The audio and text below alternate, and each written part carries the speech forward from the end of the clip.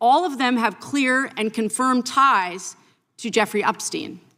Attorney General Bondi, yes or no, has the Justice Department asked Secretary Lutnick about his ties to Epstein? Excuse me. Secretary Lutnick has addressed those ties himself. I'm asking you, has the Justice Department, yes or no, has the Department of Justice talked to Deputy Secretary Feinberg about his ties to Jeffrey Epstein, which are clearly spelled out in the files? It's a very simple question. It's not a trick question. I'm just asking you. Yeah, I'm from Vermont. Was the president aware of Secretary Lutnick's ties to Epstein when he chose him to lead the Department of Commerce?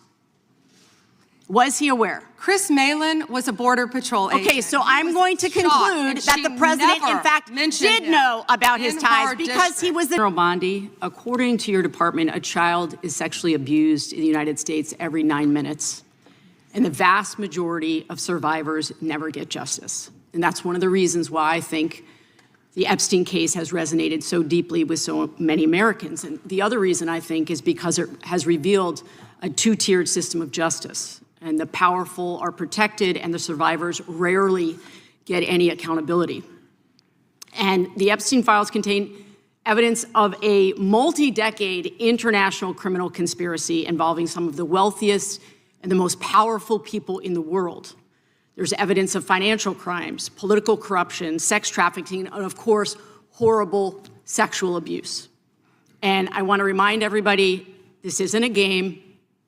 These are real people. People who have suffered, who are sitting here with us today, and they deserve answers, and they deserve accountability. And I'm here to try to get some for them. Now, I've seen some of the unredacted Epstein files, and obviously, as you know, President Trump's name is all over them, but so are the names of other senior Trump officials: Howard Lutnick, Secretary of Commerce; John Phelan, the Secretary of the Navy; and Stephen Feinberg, the Deputy Secretary of Defense. These men were appointed by President Trump to senior positions in his administration. All of them have clear and confirmed ties to Jeffrey Epstein. Attorney General Bondi, yes or no, has the Justice Department asked Secretary Lutnick about his ties to Epstein? Excuse me. Secretary Lutnick has addressed those ties himself. I'm asking you, has the Justice Department specifically asked Secretary Lutnick about his ties to Jeffrey Epstein? He has addressed those ties himself. Has the DOJ asked Secretary Phelan about his ties to Jeffrey Epstein? I don't know whether he has addressed those or not. Has Deputy Secretary Feinberg talked to the Department of Justice about his ties to Jeffrey Epstein? Yes or no? Has the Department of Justice talked to Deputy Secretary Feinberg about his ties to Jeffrey Epstein, which are clearly spelled out in the files? It's a very simple question. It's not a trick question. I'm just asking you. Yeah, I'm stunned that you want to continue talking about— Oh my gosh. Epstein Okay, instead of a reclaiming my Border Patrol time. agent I'm asking you not a trick question, a simple question. This is where the tension in the hearing really crystallizes. The questions being asked are simple: yes or no, direct, specific, and yet they're not getting direct answers.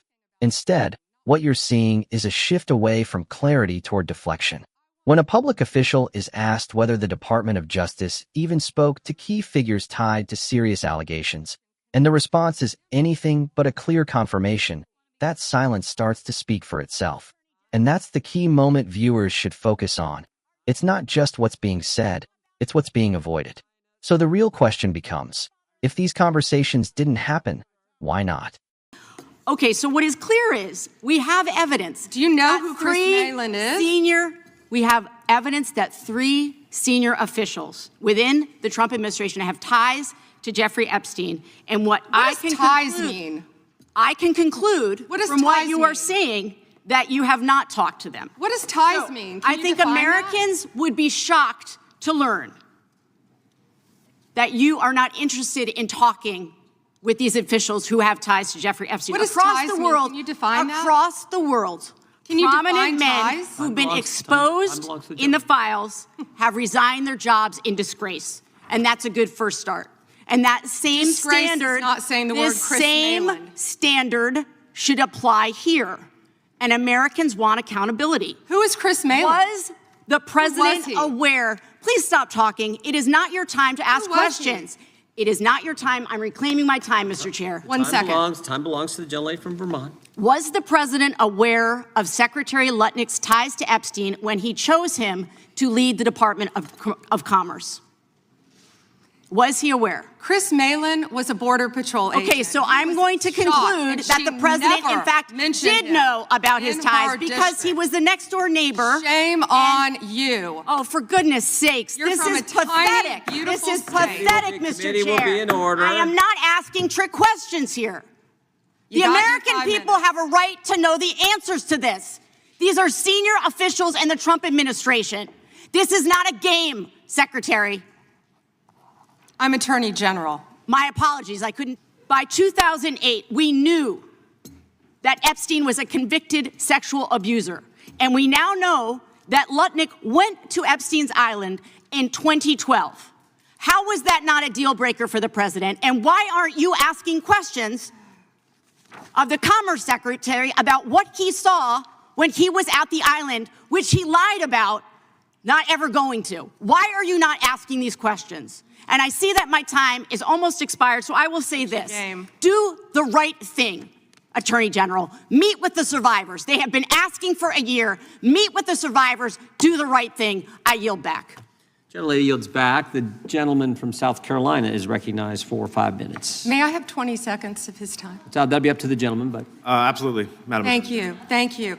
I was curious if you, Congresswoman, asked Bill Clinton that. Didn't see one tweet, not one. I didn't see one tweet when Joe Biden was in office about Bill Clinton.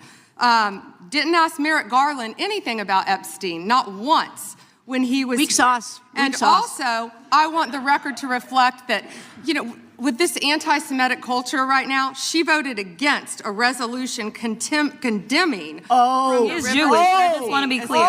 Do you want to go there, Attorney General? Or do you want to go there? Are you serious? Talking about anti-Semitism to a woman who lost her grandfather in the Holocaust? Really? What makes this exchange so powerful isn't just the subject matter. It's the structure of the questioning versus the structure of the responses. On one side, you have a clear, disciplined line of inquiry, specific names, specific positions, and very simple yes or no questions about whether the Department of Justice has taken basic investigative steps. On the other side, you have hesitation, redirection, and in several moments, outright refusal to engage directly. That contrast is the story, because in any high-stakes oversight hearing, especially one dealing with allegations tied to a case as serious and globally recognized as Epstein's, clarity is everything.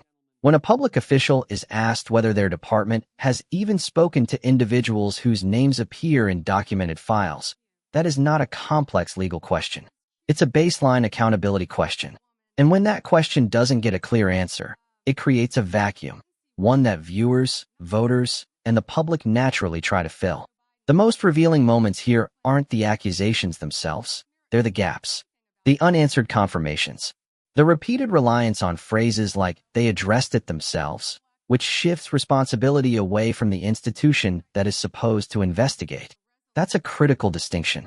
Self-reporting is not the same as independent verification, and the tension in this hearing revolves around that exact line. Then there's the shift in tone. As the questioning becomes more specific, naming individuals, referencing timelines, pointing to documented trips, the response doesn't become more detailed. It becomes more defensive. The conversation moves away from facts and toward frustration, even personal pushback. That pivot matters because it signals a breakdown in the normal flow of accountability. When the facts become harder to address, the focus shifts to the person asking the questions. And this is where the broader implication comes into play. This isn't just about one hearing or one set of names. It's about whether the systems designed to investigate power are actually functioning when power is involved. The standard being discussed, resignations, investigations, accountability, has been applied in other cases, as mentioned in the transcript. The question being raised here is whether that same standard is being applied consistently. Consistency is the foundation of public trust. If people begin to believe that outcomes depend on status, position, or proximity to power, then the legitimacy of the entire system starts to weaken. Not because of one decision, but because of a pattern of decisions that appear uneven. And that's the takeaway viewers should sit with. Not just who said what, but who answered what, and who didn't. So now it comes down to you. Do you think the responses in this hearing met the standard of accountability you'd expect from the Department of Justice? Or do the unanswered questions raise deeper concerns? Drop your thoughts in the comments. Hit like if you want more breakdowns like this, share it with someone who's following this story, and subscribe so you don't miss what comes next.